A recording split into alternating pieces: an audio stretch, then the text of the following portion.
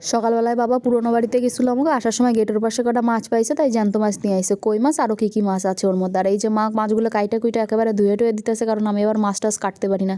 আর এই যে আমিও চলে আইছি রান্না করতে, এটা ডাল রান্না করতেছি, মুসুরির ডাল, সকালবেলা ডাল খাওয়া হইব।